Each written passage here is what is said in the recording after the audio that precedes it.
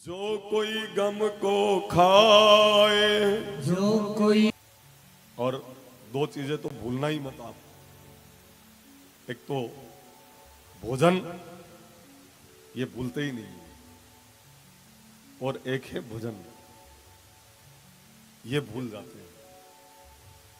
भोजन और भजन दोनों मत भूलो आप। जैसे भोजन को नहीं भूलते हो ना, भजन को भी मत भूलो। क्योंकि भोजन नहीं करोगे तो जीवित नहीं रहोगे, और भजन नहीं करोगे तो कहीं के नहीं रहोगे। शायद बात समझ में नहीं आई आपकी। नहीं,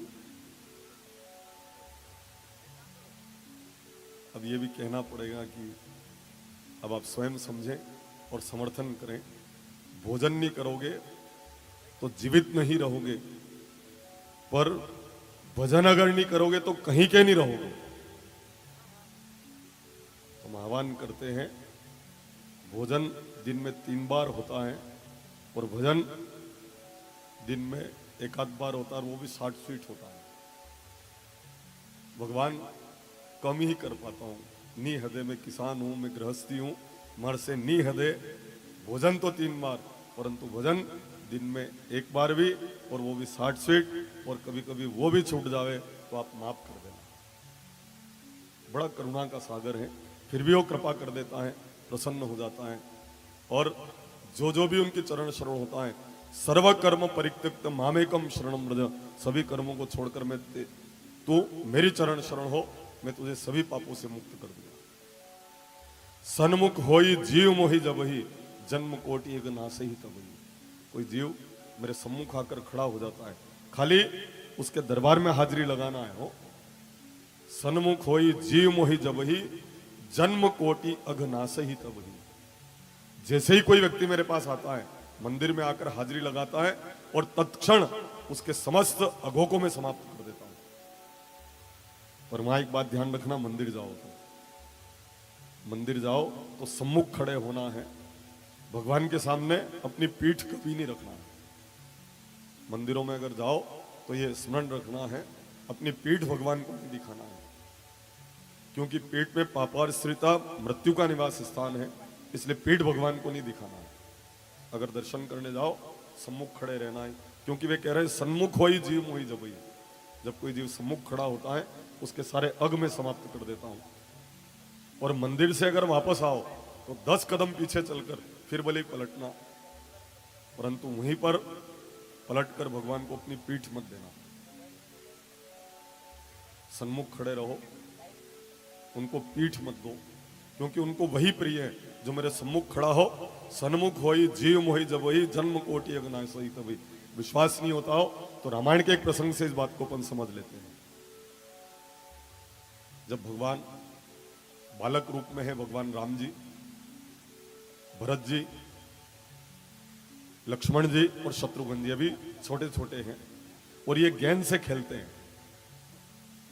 इधर वाले गेंद फेंकते हैं, उधर वाले गेंद को पकड़ते हैं, कैच करते हैं। दोनों एक दूसरे की तरफ से अपनी तरफ से गेंद फेंक रहे हैं, उधर से उसको गेंद को यूं कैच करके पकड़ रहे हैं। एक तरफ के मुखिया राम जी हैं और एक तरफ के मुखिया भरत जी। आज भरत जी हारने ही वाले थे।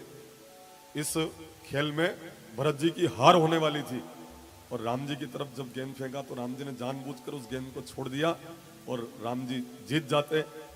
राम जी हार जाते हैं और भरत जी जीत जाते हैं। जानबूझकर भरत जी राम जी से हार जाते हैं, अपने भाई से वो हार जाते हैं। क्यों? इसलिए कि अगर मेरा भाई भरत हार जाएगा ना तो इसका हृदय बहुत दुखी होगा, इसलिए मैं हार जाऊं, पर मैं मेरे भरत को हारने नहीं दूंगा। इसलिए राम जी स्वयं हार जाते हैं और भरत जी जीत जाते हैं। और जब भरत जी जीत जाते हैं ना, तो राम जी अयोध्या जी में सब जगह मिठाई बांटते हैं। किस खुशी में मिठाई बांट रहे हो? कि मेरा भाई भरत जीत गया, इसलिए मैं मिठाई बांट रहा हूं। लोगों ने सोचा, अगर हारने वाला मिठाई बांट रहा है तो जीतने वाला क्या कर रहा होगा? चलो चलकर देखते हैं। तो भरत जी एक कोने में दुबक कर बैठे हैं और झरझर आंसू बहा रहे हैं। पूछा, आप जीत गए फिर रो क्यों रहे? भरत जी कहते हैं, मैं क्या करूं, मैं उनसे हार जाना चाहता हूं, पर जब भी मैं उनके सामने जाता हूं मैं हारता नहीं, मैं जीत जाता हूं। जो भी उनके सम्मुख जाते हैं वो कभी हारते नहीं है, वो जीत जाते हैं। मैं आह्वान करता हूं मेरे श्रोताओं, आप उनके सम्मुख चले जाना, आप कभी हारेंगे नहीं। महाभारत में भी यही हुआ।